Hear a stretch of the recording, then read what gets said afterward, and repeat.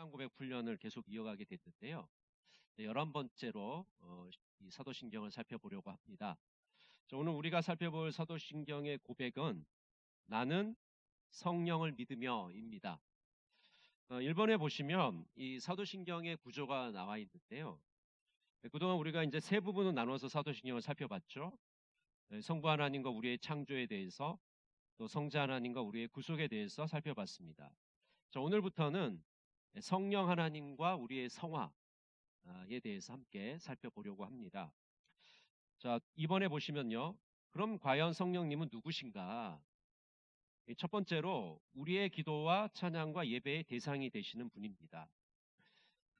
성령 하나님은 우리의 심부름꾼이 아니죠. 어떤 분들은 이 성령 하나님을 자신이 언제든지 부르면 오는 심부름센터의 직원처럼 생각하는 분들이 많아요. 그러나 성령 하나님은 허드렛 일, 굳은 일 하시는 분이 아닙니다. 우리의 경배를 받아야 되실 분입니다. 두 번째로 성령님은 누구십니까? 도우시는 분입니다. 오늘 이 14장 16절에 보니까 이렇게 되어 있잖아요. 우리 같이 한번 읽어볼까요? 내가 아버지께 구하겠으니 그가 또 다른 보혜사를 너희에게 주사 영원토록 너희와 함께 있게 하리니. 또 다른 보혜사를 주사. 원래 이 보혜사는요, 예수님을 뜻하는 말이에요. 근데 예수님이 이제 승천을 앞두고 계시기 때문에 또 다른 보혜사를 보내주겠다. 그분이 누구십니까?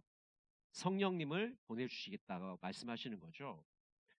이 보혜사의 뜻은 이제 우리가 이제 우리 한글 성경이 이제 한문 성경을 이제 번역하다 보니까 그대로 중국어에 있는 성경을 이 단어를 가지고 온 거죠. 보혜사란 말을 가져왔는데 사실 이것은 이제 은혜의 보호자란 뜻입니다. 뭐 우리말로 하면 여러 가지 말이 있겠죠. 뭐 옆에서 돕는 분, 도와주는 분, 뭐 영어로 하면 헬퍼로 할 수도 있고, 뭐 카운셀러, 뭐 상담가, 후원자, 뭐 변호인, 뭐 여러 가지로 다양하게 우리가 번역을 할 수 있을 겁니다. 하여튼간 내 옆에 계셔서 나를 도와주시는 분이 바로 이 성령님이시죠. 그분이 바로 보혜사 성령님이십니다. 우리 곁에서 우리를 돕게 오신 하나님이 바로 성령님이시죠. 세 번째로 성령님은 누구십니까? 교회를 세우시는 분입니다. 성령은 교회를 세우십니다. 성령은 교회를 하나 되게 하십니다. 그래서 공동체의 영이시죠. 갈라디아서 3장 28절을 같이 한번 읽겠습니다. 너희는 유대인이나 헬라인이나 종이나 자유인이나 남자나 여자나 다 그리스도 예수 안에서 하나이니라. 자, 종이 있던 시절, 이 사도 바울이 지금 이 사역을 하던 시대는 고대 사회잖아요. 종이 있던 사회 아닙니까? 우리나라는요, 이때 한 사만 시대 될 것 같아요. 그렇죠? 아직 고구려 신라 백제도 제대로 나라 꼴을 갖추지 못해서 그 앞에 이제 삼국시대 앞에 사만시대라는 게 있었잖아요. 마한, 진한, 변한. 그 사만도 이제 아직 뭐 제대로 이렇게 어떤 형태를 가지지 못한 그런 초기입니다. 이때가 이제 바울 사도가 지금 사역할 때거든요. 그러니까 종이 있고 뭐 주인이 있고 이런 시대잖아요. 그러니까 이게 뭐 하나라는 얘기를 하기가 되게 어려운 시절이죠. 우리는 뭐 듣기 좋은 말로 하나라고 할 수 있겠지만은 지금 주인이 있고 종이 있단 말이죠. 또 남성과 여성의 그 어떤 사회적 지위가 완전히 다르고 이런 사회에서 주인과 종이 하나다? 남성과 여성이 하나다? 이런 말을 감히 할 수 있을까요? 굉장히 힘들었을 겁니다. 만약 사도 바울이 성령의 이 감동을 받지 않았으면 이런 말을 할 수가 없는 그런 사회, 완전 신분제 사회잖아요. 그로부터 뭐 1000년이 지난 뒤에 뭐 고려나 조선에서도 이게 사실 이렇게 하기가 힘든 사회인데 주 1세기 경에 이런 말을 한다는 것 자체가 쉽지가 않잖아요. 엄청난 겁니다. 우리는 지금 21세기에 살기 때문에 이 말이 사실은 크게 감흥이 없어요. 그렇죠? 남자나 여자나 하나고 종이나 주인이나 뭐 하나고 이게 뭐 특별히 우리에게 와닿지를 않아요. 근데 지금 이 고대 사회에서는 그 신분이 엄격합니다. 주인은 주인이고 종은 종인 거예요. 하나일 수 없어요. 동등한 신분일 수 없습니다. 또 남성과 여성 어떻습니까? 여성이 어떤 한 사람의 인간으로서 존엄성을 인정받지 못하는 시대라. 그러니까 이 하나라는 이 선언이 너무나도 그 당시 아마 이 사도 바울의 편지를 받는 사람들은 충격에 휩싸였을 겁니다. 이게 무슨 말이지? 어떻게 동일할 수 있어? 주인과 종이 어떻게 동일할 수 있어? 남자와 여자가 어떻게 동일할 수 있어? 엄청난 말을 하는 것이죠. 근데 어떻게 그럼 이게 하나가 가능할 것인가? 성령께서 우리 공동체를 하나 되게 하시기 때문에 가능한 겁니다. 지금도 마찬가지죠. 우리 생각도 다르고 자라온 배경도 다르고 어떤 사회적 신분도 다르고 다 다르잖아요. 또 어떻게 교회 공동체가 하나가 될 수 있겠습니까? 성령께서 우리를 하나 되게 하시는 줄로 믿습니다. 공동체의 영이신 성령께서 우리 마음을 하나로 이렇게 모으시는 거죠. 각각 갈려져 있는 마음들을 하나로 모으십니다. 사실은 우리가 뭐 한국 교회 얘기를 하면서 너무 많이 싸운다 그런 얘기를 하지만 솔직히 안 싸우는 게 신기합니다. 왜냐하면 다양한 사람들이 모여 있잖아요. 이렇게 다양한 사람들, 나이도 다르고 뭐 사회적 배경도 다르고 자라온 환경도 다른 사람들이 모여 있는 공동체가 있습니까? 세상에 없어요. 다 세상의 공동체들은 다 끼리끼리 모여 있어요. 그러니까 싸울 일이 별로 없어요. 왜? 마음에 드는 사람들이 모여 있는데 무슨 싸움이 있습니까? 근데 교회 공동체는요, 너무 다양해요. 어린 아기부터 노인까지 있어요. 그렇죠, 여러분? 남성도 있고 여성도 있고요. 그리고 각각의 자라온 환경도 너무 달라요. 그리고 생각도 다 달라요. 똑같은 사람이 거의 없어요. 이런 다양한 사람들이 모여서 신앙생활을 하는데 서로 불편함이 없다? 그게 기적 아니겠습니까? 그런데 그게 가능한 이유가 바로 성령님께서 우리의 마음을 하나 모으시는 거예요. 그래서 공동의 목표를 향해서 하나님 나라를 위해서 힘쓰도록 우리를 만들어 가십니다. 우리가 인간적으로 많은 연약함이 있고 부족하지만 성령께서 우리를 이렇게 하나 되게 하시는 역사를 하시는 것이죠. 또 성령님은 구체적 사역에 이제 3번부터 나와 있습니다. 보겠습니다. 첫 번째로 성령님께서는요, 함께 하시는 사역합니다. 우리와 함께 하시는 사역을 하시는데 성령님은 우리 안에 거하신다. 그래서 고린도전서에 보면은 성령이 너희 안에 거하시는 것을 알지 못하느냐. 그러니까 성령님께서 우리 안에 거하시는 것을 성령의 내주라고 그러죠. 우리 그리스도인들은 성령의 내주 안에 살아가는 사람들입니다. 성령께서 우리 안에 계셔서 우리의 생각을 변화시키고 우리의 삶을 변화시키고 우리의 행동들을 변화시켜서 하나님의 사람으로 만들어 가십니다. 자, 두 번째 사역은 무슨 사역이죠? 가르치시는 사역이죠. 넘기셔서요. 우리 요한복음 14장 26절 말씀을 같이 한번 읽겠습니다. 보혜사 곧 아버지께서 내 이름으로 보내실 성령 그가 너희에게 모든 것을 가르치고 내가 너희에게 말한 모든 것을 생각나게 하리라. 성령님의 이 중요한 사역 중에 하나가 가르치는 사역이세요. 그래서 예수님의 말씀을 가르치고 생각나게 합니다. 그렇지 않겠습니까? 우리가 어떻게 예수님을 생각하게 되고 예수님의 말씀을 이해할 수 있고 그 말씀대로 살아갈 수 있을까요? 그 모든 과정 속에 성령님께서 역사하시기 때문에 우리가 예수님을 따라갈 수가 있는 거 아닙니까? 예수님을 생각하고 마음에 품고 또 그 말씀대로 우리가 살아갈 수가 있죠. 그래서 이 가르치는 사역, 예수님에 대해서 가르치는 사역을 성령께서 해주시는 거죠. 그리고 성경의 66권의 원저자는 성령이시다. 그래서 물론 이제 성경 각권의 저자들이 다 있지만은 이 저자들은 그냥 인간적인 저자들이고 실제 저자는 누구냐요? 성령 하나님께서 저자이십니다. 그래서 베드로후서 1장 20절 21절 이렇게 말씀하십니다. 먼저 알 것은 성경의 모든 예언은 사사로이 풀 것이 아니니 예언은 언제든지 사람의 뜻으로 낸 것이 아니요 오직 성령의 감동하심을 받은 사람들이 하나님께 받아 말한 것임이라. 성경의 모든 예언은 사사로이 풀 것이 아니다. 사실 성경 말씀이 쉽게 풀 수 있는 그런 말씀은 아니죠. 왜냐하면 성경을 제대로 이해하려면 특히 두 가지를 우리가 생각을 해봐야 되는데 첫 번째는 문맥이에요. 문맥.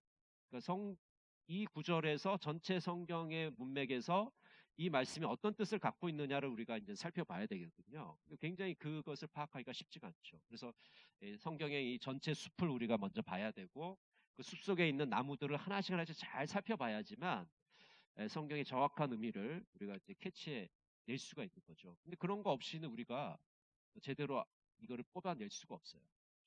그 대표적으로 우리가 이제 그 욥기 말씀을 우리가 이해할 때 그 구절 있잖아요. 내 시작은 미약하였으나 내 나중은 창대하리라. 이거 예수 안 믿는 사람도 이걸 다 알더라고요. 이게 성경에 있는 말씀인지도 몰라요. 자기가 이제 인용을 하는데 성경에 있는 말씀인데도 불구하고 뭔지도 모르고 이제 좋은 말인 것 같으니까 이제 인용을 하더라고요. 근데 사실은 우리가 많이 이걸 이제 액자로도 뭐 해서 걸어놓기도 하고 암송도 많이 하고 그러지만 이 말씀은 누가 한 말이냐면 욥의 친구들이 한 말이거든요. 근데 욥의 친구들이 어떤 상황에서 했습니까?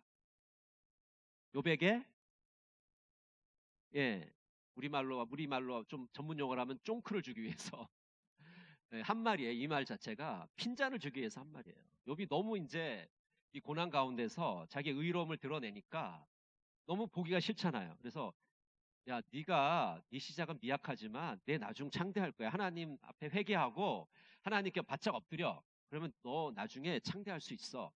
그런 의미 문맥에서 이 말씀을 한 거거든요. 그러니까 그 구절 자체는 굉장히 좋은 말씀인데 이 문맥에 놓여 있는 상황은 욥의 친구들이 욥을 네, 핀잔을 주려고 한 그런 문맥에 있기 때문에 이 말씀 우리가 인용할 때 굉장히 조심해서 신중하게 써야 돼요. 그러니까 아무 때나 여기다 붙여서 쓸 수 있는 말은 아닌 거예요. 그렇죠, 여러분? 이 상황 자체가 다른 사람을 힘을 빼고 그 사람을 핀잔 주고 그 사람을 쫑크를 주기 위해서 하는 말인데 그 말을 뭐 좋은 데다 이렇게 쓰기가 굉장히 좀 어렵잖아요. 그래서 우리가 성경 구절을 쓸 때도 물론 우리가 문맥을 다 알고 그걸 쓰는 건 상관이 없습니다. 근데 그 문맥조차 모르고 이 말을 아무 데나 쓴다면 문제가 되는 거죠. 그래서 이 문맥을 우리가 정확하게 안다면 이 구절을 우리가 쓸 때도 문맥을 알고 쓰기 때문에 잘 적절하게 이제 쓸 수가 있는 거죠. 그래서 성경 말씀을 우리가 쓸 때 이 전체 문맥을 잘 파악해서 이 숲도 보고 나무도 보면서 성경 말씀을 우리가 이해해야 됩니다. 근데 너무 이제 막 그냥 고지고대로 그냥 있는 대로만 이렇게 하게 되면은 이 전체의 어떤 그런 흐름을 놓치게 되고 이 전체 흐름을 놓치게 되면 이 세세한 나무 하나도 제대로 우리가 파악하기가 쉽지가 않게 됩니다. 그래서 이 부분을 우리가 좀 생각하면서 성경을 이해해야 되죠. 그래서 성령님께서는 우리 성경의 저자들에게 성령의 그 숨을 바람을 부어로 넣으셔서 하나님이 하시고자 하는 그 말씀, 하나님이 원하시는 그 뜻을 이 성경의 저자들의 인격을 사용해 있어서 이 성경을 만들어 주신 겁니다. 그러니까 굉장히 놀랍죠. 신비합니다. 이 세상에 있는 책 중에 저자 외에 다른 사람이 이렇게 개입해서 쓴 책이 없어요. 그러니까 성령님께서 인간의 저자들을 이용해서 인간의 인격을 이용해서 이렇게 성경을 지으신 거거든요. 되게 놀라운 책이죠. 이 성령 하나님과 인간의 협업입니다. 협업. 물론 이제 성령께서 모든 걸 주도하셨지만은 협업에 의해서 이루어진 책이에요. 그러니까 정말 놀랍죠. 이 세상에 이런 문서는 없어요. 이런 책이 존재하지 않습니다. 그렇기 때문에 정말 이 하나님의 말씀은 유일무이한 그런 말씀인 것이죠. 자, 세 번째로 성령님은 어떤 사역하십니까? 증언하시는 사역하십니다. 우리 요한복음 15장 26절 같이 한번 읽어볼까요? 내가 아버지께로부터 너희에게 보낼 보혜사 곧 아버지께로부터 나오시는 진리의 성령이 오실 때 그가 나를 증언하실 것이요. 이 성령님께서는 예수님을 증언하는 사역을 하십니다. 예수님을 증거하세요. 예수님이 어떤 분이시고 우리를 위해서 어떤 일을 하셨는지를 성령님이 구체적으로 우리의 심령 가운데 역사하시는 거죠. 그러니까 사실은 예수를 믿는 모든 과정 가운데 우리가 전도를 하고 그 사람을 데리고 와서 세례를 받게 하는 그런 모든 과정 가운데 성령님께서 역사하시는 거예요.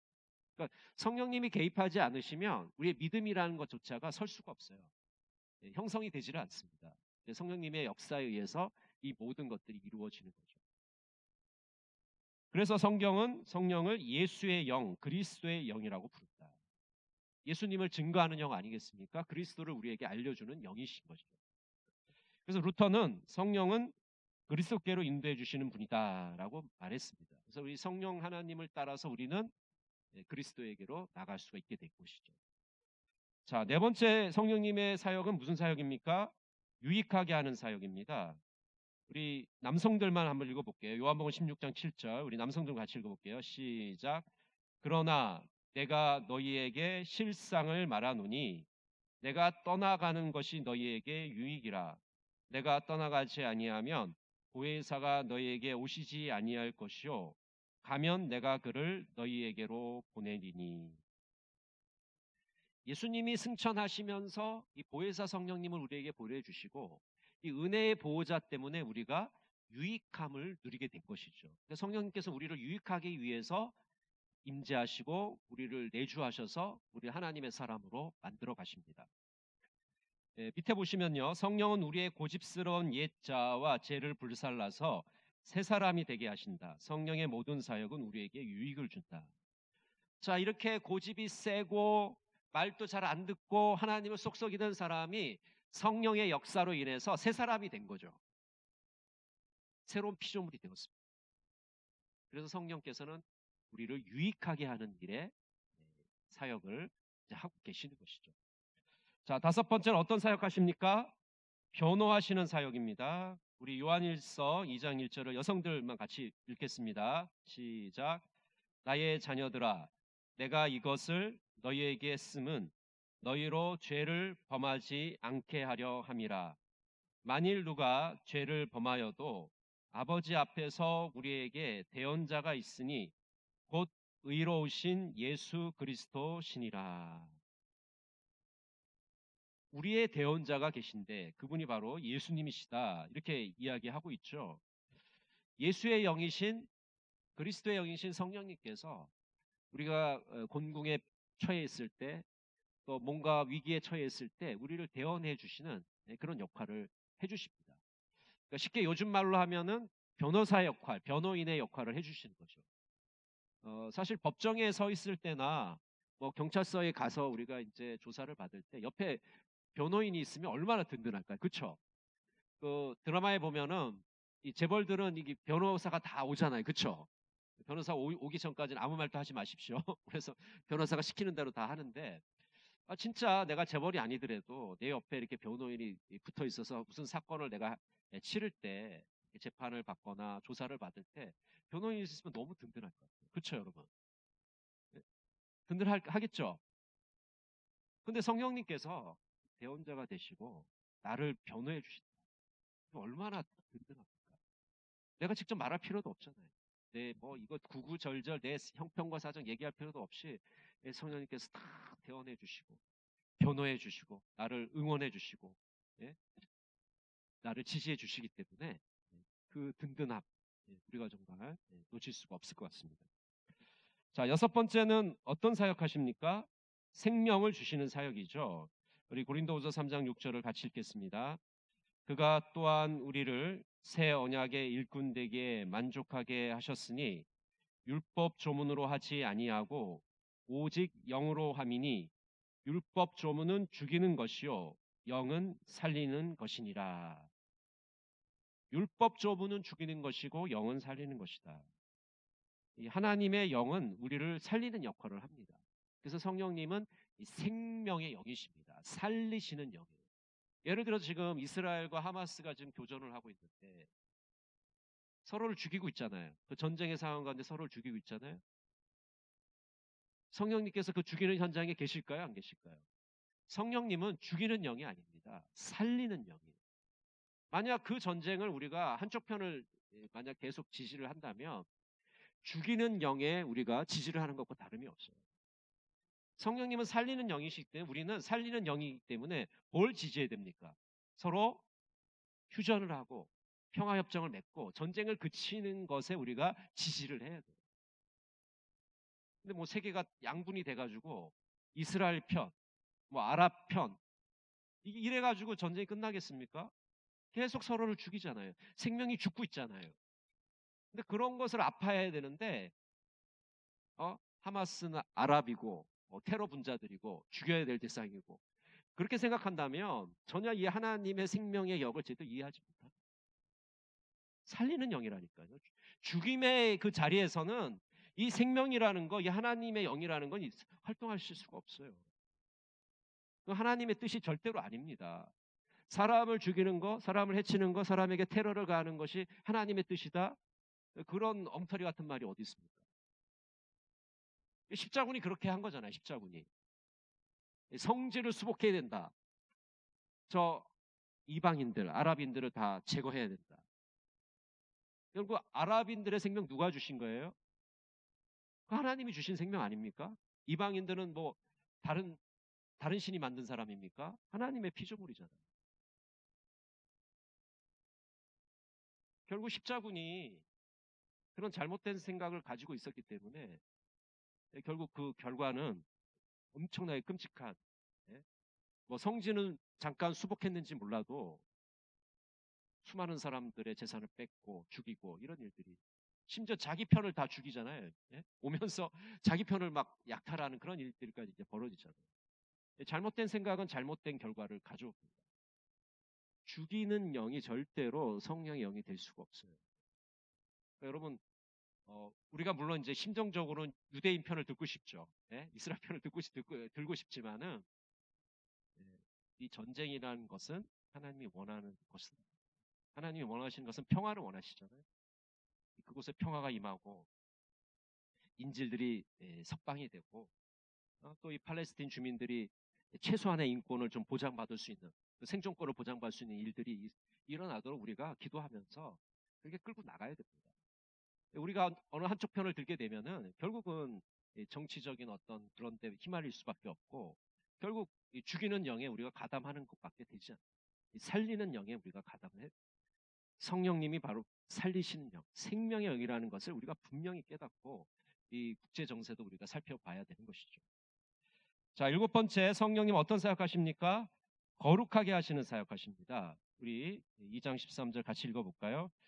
주께서 사랑하시는 형제들아, 우리가 항상 너희에게 관하여 마땅히 하나님께 감사할 것은 하나님이 처음부터 너희를 택하사 성령의 거룩하게 하심과 진리를 믿음으로 구원을 받게 하심이니라. 자, 우리가 예수를 믿는 그 과정에 있어서 크게 두 가지 용어를 좀 쓰죠. 교회에서 이제 쓰는 전문 용어 중에 두 가지를 쓰는데, 하나는 이 칭이라는 말을 쓰고, 하나는 이제 성화라는 말을 쓰는데, 이 칭이라는 말은 의롭다고 인정한다는 뜻입니다. 의롭다고 칭하는 겁니다. 그래서 요즘에는 이제 칭이라는 말 대신 의인이란 말을 많이 써요. 의인. 의롭다고 인정한다. 이 말을 많이 쓰거든요. 어떤 칭의가 됐건 뭐 의인이 됐건 간에 이 신앙의 첫 관문은 하나님이 우리를 의롭다고 여겨주셔야 됩니다. 사실 우리가 죄인이잖아요. 죽을 수밖에 없는 죄인인데 하나님이 우리를 의롭다고 여겨주시는 겁니다. 선포해 주시는 겁니다. 그래서 항상 우리가 이제 생각해야 될 상황이 이 재판의 상황. 재판의 상황에서 재판장이, 판사가 이 사람은 무죄입니다. 땅땅. 아니면 유죄입니다. 땅땅. 이렇게 하잖아요. 그 사람이 실제로 유죄인지 무죄인지 사실 중요한 건 아닙니다.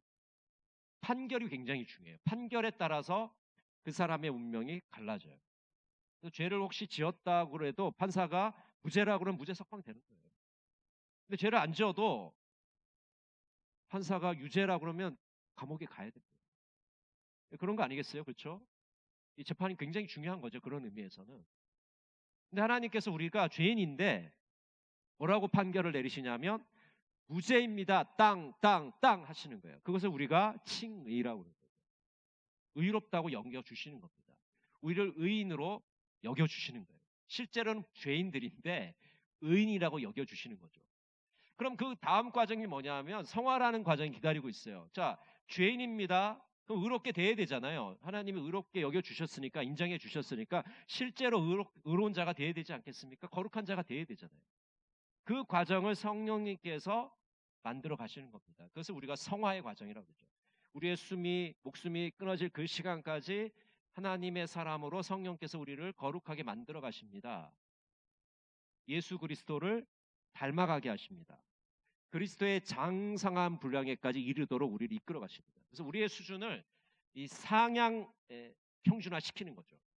예수님의 수준까지 우리를 만들어 가시는 역할을 성령님께서 하시는 거죠. 그렇게 거룩하게 만들어간 역할을 성령님께서 하십니다.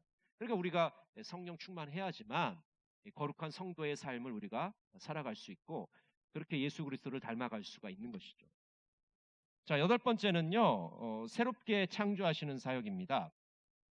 자, 시편 104편 30절 우리 같이 읽겠습니다. 주의 영을 보내어 그들을 창조하사 지면을 새롭게 하시나이다. 여기 주의 영은 누구십니까? 성령님이시잖아요. 이 성령님을 보내셔서 그들을 창조하사 지면을 새롭게 하시나이다. 이 성령님은요, 재창조의 영이십니다. 창조의 영이십니다. 너희가 그리스도 안에 있으면 새로운 피조물이라고 말씀하셨잖아요. 그 새로운 피조물을 만들어 가시는 분이 바로 성령님이세요. 그래서 금방 우리가 성화에 대해서 얘기했지만 거룩하게 만들어 가시고 새롭게 우리를 만들어 가시고 하나님의 형상으로 우리를 만들어 가시는 그 일을 성령님께서 하시는 거죠. 그래서 우리를 매일매일 재창조합니다. 그래서 오늘 우리가 자고 나면요, 내일 새로운 사람으로 재창조됩니다. 그다음 다음 날 자고 나면 또 새로운 사람으로 재창조하십니다. 그게 누가 하신다고요? 성령님께서 우리를 새롭게 만들어 가셔요. 그래서 말을 거치게 하는 사람들이 성령님의 은혜에 의해서 말을 좀 부드럽게 하고, 예? 남에게 폭력을 쓰던 사람이 이제는 폭력을 쓰지 않고 젠틀한 사람이 됩니다. 뭐 이런 여러 가지 변화들을 성령님께서 만들어 가시는 거예요. 그래서 우리가 창조라고 그러죠. 창조. 뭐 여기 조금 고치고, 뭐 저기 좀 깊고, 예? 꼬매고 이런 정도가 아니라 아예 딱 새롭게 만들어 가시죠. 그 역할을 성령님께서 하시는 거예요. 그래서 우리는 사실 부족하고 우리 안에 뭐 새롭게 창조할 능력이 없잖아요. 우리 안에 뭐 선한 것이 있습니까? 그렇지만은 성령님께서 우리에게 오시면 우리를 새롭게 만들어 가시고 정말 하나님의 사람으로 우리를 빚어 가시는 것을 우리가 경험하게 되는 것이죠. 자, 4번째는요. 성령 세례와 성령 충만에 대해서 한번 살펴보려고 합니다. 자, 이 성령 세례라는 말 단어 사실은 이 말을 쓰는 것 자체는 뭐 큰 문제가 되지 않지만은 이 단어를 쓸 때 사람들이 어떤 의도를 가지고 쓰느냐도 굉장히 중요해요. 근데 이제 오순절 운동을 하시는 분 중에 일부가, 뭐 전부는 아니지만 일부는 이 성령 세례를 어떤 의미로 쓰냐면 물 세례와 대조되는 것으로 성령 세례를 씁니다. 이렇게 사용하는 건 잘못 쓰는 거예요. 왜냐하면 이분들이 이렇게 주장하거든요. 성령 세례를 강조하는 분들이 뭐라고 주장하냐면 이 물 세례 받고는 안 된다. 이거는 물 세례 갖고는 우리가 예수를 믿고 구원은 받지만은 이 하나님의 일을 제대로 감당하기 위해서 성령 세례를 받아야 하나님께 능력을 받고 하나님이 주시는 모든 일을 감당할 수 있다. 이렇게 주장을 하거든요. 근데 이게 되게 그럴듯하잖아요. 우리가 예전에 기도원에 가면 이런 얘기 많이 했어요. 부흥사들이 성령 세례를 받아라. 성령 세례를 받아야 권능을 받고 하나님 일을 한다. 이런 얘기를 엄청나게 많이 했어요. 근데 여러분 왜 부흥사들이 그런 말을 많이 했을까요?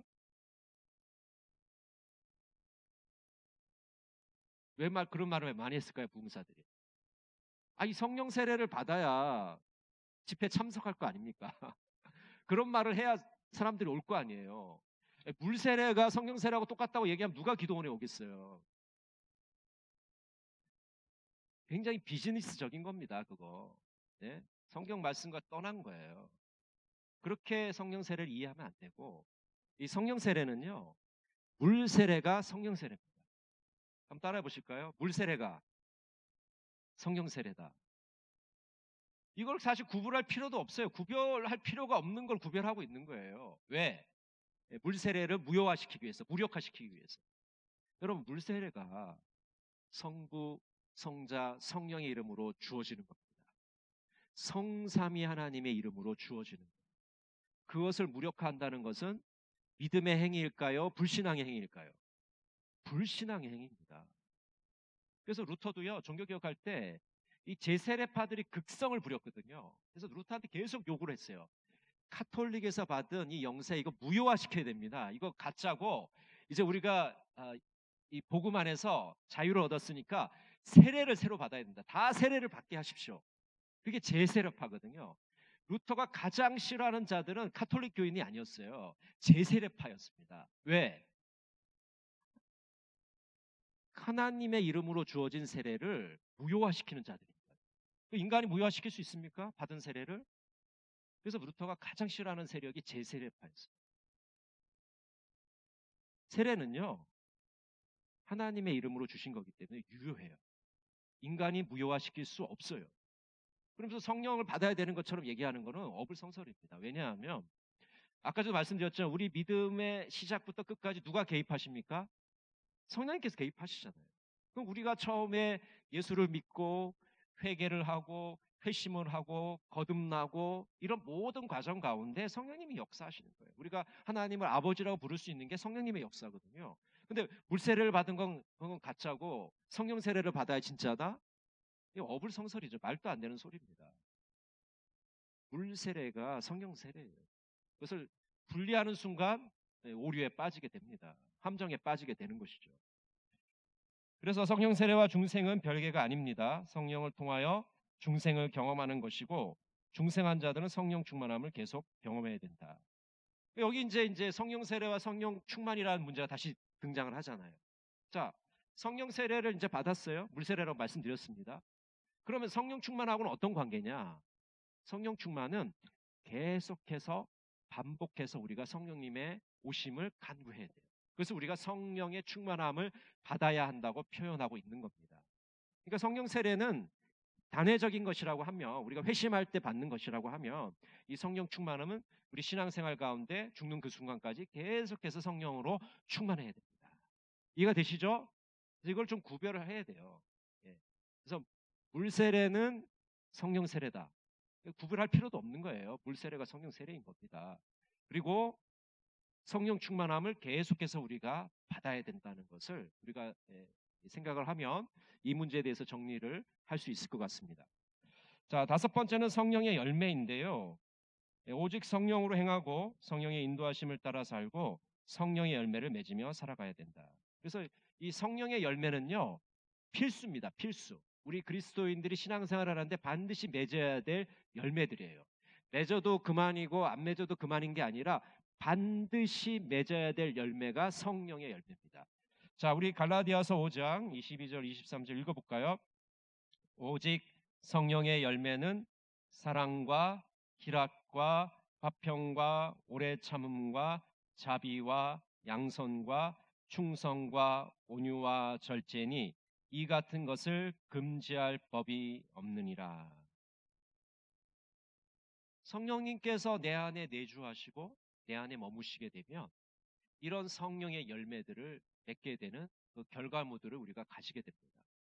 여러분, 유실수가요, 사과나무를 내가 심었는데 사과나무에서 우리가 기대하는 게 뭡니까? 사과를 기대하죠. 사과나무가 아무리 멋있게 생겼어도요, 사과가 안 열리면요, 베어버려야 됩니다. 그리고 뭐 관상용으로 쓰겠습니까? 사과나무를. 배나무도 마찬가지죠. 배를 얻기 위해서 심어 놓은 건데 보기 위해서 심어 놓는 거 아니잖아요. 물론 관상용 나무들도 있지만은 이 유실수들은 열매를 맺어야 됩니다. 하나님께서 우리를 그리스도인으로 부르셨잖아요. 성령께서 우리와 함께 하시면 우리가 그 열매들을 삶 속에서 맺어가야 돼요. 그러니까 이것을 우리의 인격으로, 우리의 삶으로, 우리의 성품으로 나타나게 되죠. 그래서 이 성령의 9가지 열매들을 늘 우리가 머릿속에 기록하면서 내가 오늘 하루의 삶 속에서 성령의 열매를 맺어가고 있다. 지난 1년을 되돌아보면서 내가 성령의 열매를 맺었다. 이걸 매 순간 점검을 해야 됩니다. 하루마다 점검을 하고 한 달마다 점검을 하고 분기마다 점검을 하고 상반기, 하반기 점검을 하고 1년을 단위로 해서 점검을 해야 돼요. 내가 성령의 열매를 지금 맺고 있다. 여러분 아마 이게 보시면 이 9가지 중에 잘하는 것도 있고 잘 못하는 것도 있을 거예요. 아킬레스건이 있을 겁니다. 여러분이 올해 힘써야 될 게 뭡니까? 그 아킬레스건을 잘 보완을 해야 되겠죠. 내가 부족한 거. 내가 사랑은 많은 사람인데 이거는 좀 부족해. 그 부족한 것을 올해 채우기 위해서 부단히 노력을 해 나가야 돼요. 그래서 이 성령의 9가지 열매가 주렁주렁 우리의 삶 속에서 맺힐 때 우리의 신앙생활을 참 잘하는 사람, 예수 잘 믿는 사람도 훌륭한 사람이 될 수가 있는 거죠. 내 성령의 열매, 뭐 되게 막 종교 생활을 열심히 하고 유창하게 뭐예요? 신앙생활 잘하는 것 같아 보이는데 분주하게 열심히 여러 가지 일들을 하는데 열매가 하나도 없어요? 하나님께서 마지막 날 결산하실 때 열매를 다오 그랬대. 열매가 없습니다. 하나님 이렇게 멋있잖아요. 이 가지가 얼마나 멋있습니까? 이파리가 얼마나 멋있어요. 이 줄기가 얼마나 멋있어요. 하나님 이거 보세요. 그러시겠습니까? 하나님께 우리가 내어드릴 게 뭐예요? 열매를 내어드려야 돼요. 이렇게 열매를 맺었습니다. 성령의 열매를 풍성하게 맺으시는 2024년 한 해가 되시기를 간절히 바랍니다. 기도하겠습니다.